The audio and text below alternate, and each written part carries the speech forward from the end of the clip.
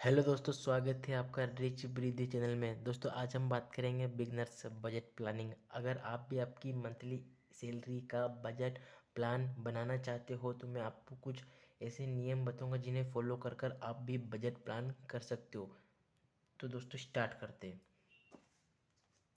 First नियम है, सबसे पहले अपनी इनकम लिखो। सबसे पहले क्या लिखना है? अपनी इनकम लिखना है। सबसे पहले अपनी इनकम लिखो। सबसे पहले क्या करना है? आपको अपनी इनकम लिखना है।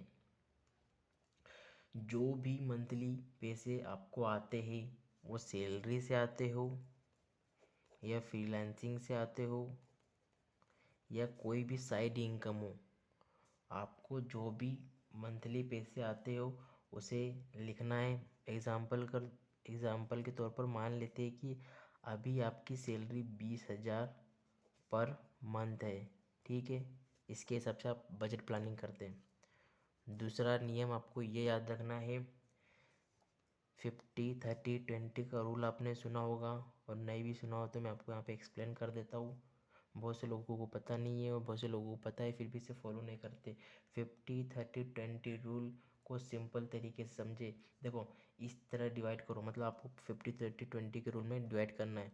मतलब जैसे कि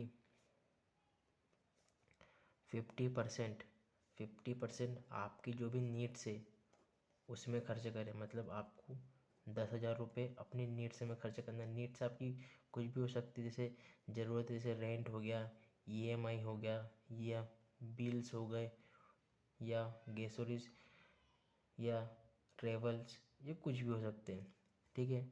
और जो 30% है, 30% यानी कि आपकी चाहत वांट्स, 6,000 रुपये उस पर खर्च करें। मतलब मूवीज़ वगैरह देखने में, या शॉपिंग में,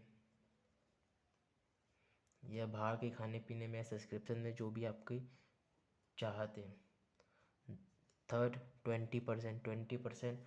आप, ये है मेन पॉइंट, 20% आप खर्च करें अपनी सेविंग्स में। मतलब 4,000 आप ये SIP कर सकते हो, RD कर सकते हो, म्यूचुअल फंड कर सकते हो, या इमरजेंसी फंड बना सकते हो, जो भी आपको, जहाँ पर भी आपको सेविंग करना हो। तो ये 50-30-20 का रूल है। इस हिसाब से आप डिवाइड कर सकते हो आपकी सैलरी को। थर्ड नियम है, बजट बनाने का इजी फॉर्मूला है। देखो, बजट बनाने का इजी फॉर्मूला से मतलब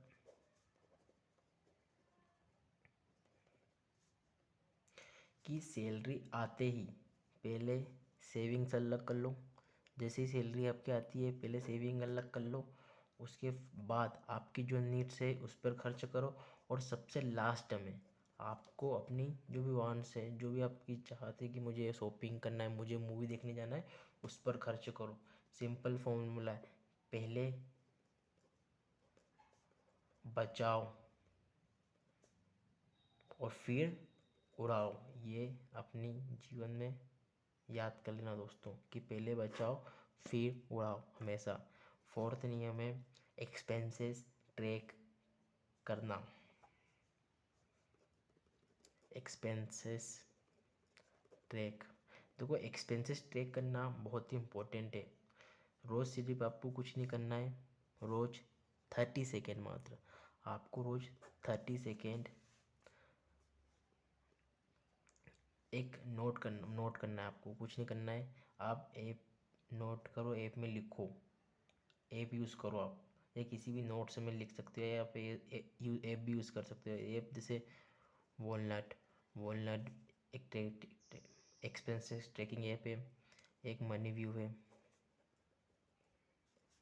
और एक एक्जियो है, और एक होता है गुड बजट। तो ये ऐप से जो मनी या अपने जो एक्सपेंसेस होते हैं उन्हें ट्रैक करते हैं। ठीक है। या आप नोट कर सकते हो, या जो नोट ऐप आता है उसमें आप लिख लो कि मैंने इतना खर्च करा है। तो ये बहुत इम्पोर्टेंट है आपके लिए। फिफ्थ नियम है, बिगिनर्स,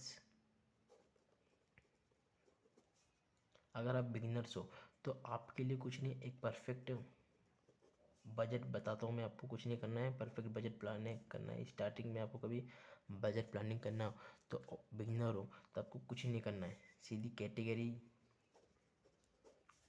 विद अमाउंट, मतलब आपकी जो भी नीड्स है, नीड्स, वांट्स और सेविंग्स।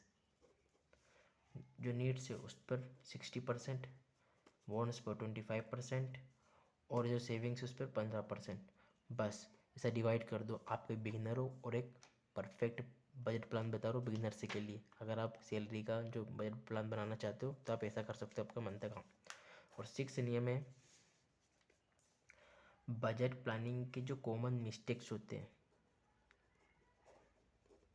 लोग बजट प्लानिंग तो बना लेते बट उनकी कुछ मिस्टेक्स होती है, कॉमन मिस्टेक्स होती है, उन्हें हमेशा अवॉइड करना है। फर्स्ट मिस्टेक आपकी ये है कि आप हमेशा बोलते हो कल से स्टार्ट करूँगा। दोस्तों सोचो, कल से स्टार्ट करूँगा, कल से स्टार्ट करूँगा, कल से स्टार्ट करूँगा, वो कल कभी नहीं आता है। ठीक है, तो आप है ना ऐसा सोचते रहो कि मैं अब बजट प्लानिंग करूँगा, आज बजट प्लानिंग करूँगा या कल करूँगा, परसों करूँगा, कल कल करते करते आप 1 महीना 2 महीने बस निकालते ही जाओगे, आपका कल कभी नहीं आएगा। तो इसे अवॉइड करें। एक मिस्टेक आप हमेशा ये करते हो। दूसरी मिस्टेक ये है कि सेविंग्स को लास्ट में रखते हो, लास्ट में रखना। जैसे मैंने ऊपर बता दे 50-30-20 रूल, उसमें मैंने बताया था कि 20% हमेशा सेविंग्स में ही स्पेंड करना है। बट कुछ लोग क्या होते हैं, पहले अपनी ज़रूरतों को पूरा कर लेते हैं और ज़रूरतों के बाद पैसा बचने पर फिर अपने फालतू खर्चे, मूवी, शॉपिंग इनमें उड़ा देते हैं। और जो सेविंग्स रहती है फिर बोलते हो कि सेविंग्स अगले महीने कर लेंगे या कल से स्टार्ट कर लेंगे, जो भी वगैरह एक्सक्यूज देते रहते हो। तो हमेशा सेविंग्स को हमेशा फर्स्ट रखो। देखो मैं आज तुमको समझा देता हूँ, अगर आपको अच्छी लाइफ जीना है, हमेशा जॉब नहीं करना है, मतलब घर बैठे पैसा आए बस बैठ के खा रहे हो, अच्छी लाइफ जी रहे हो, घूम रहे हो, तो सेविंग्स स्टार्ट कर दो आज ही से। सेविंग्स और इन्वेस्टमेंट, इन्वेस्टमेंट बहुत इंपॉर्टेंट है। और ज़िंदगी भर कुत्तों जैसी जॉब करना है तो सेविंग्स और इन्वेस्टमेंट मत करो। थर्ड मिस्टेक है एटीएम स्वीप बिना सोचे समझे।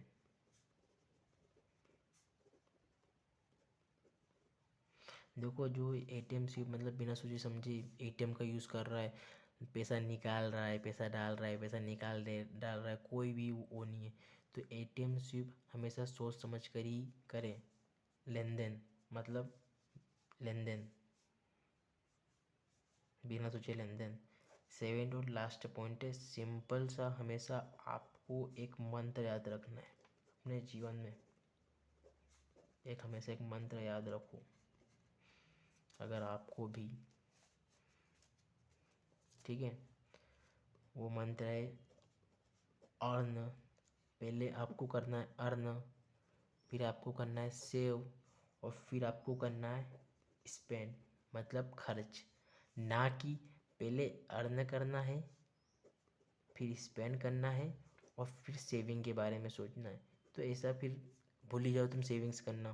तो इसको हमेशा इसको प्रायोरिटी देना है, किसको, पहले अर्न करना है, फिर सेविंग करना है और उसके बाद स्पेंड फालतू के खर्च करना है। ठीक है, तो दोस्तों ये कुछ मैंने बिजनेस के लिए बजट प्लानिंग के नियम बताएं, इन्हें फॉलो कर कर आप भी एक बजट प्लान कर सकते हो। ठीक है दोस्तों, थैंक यू।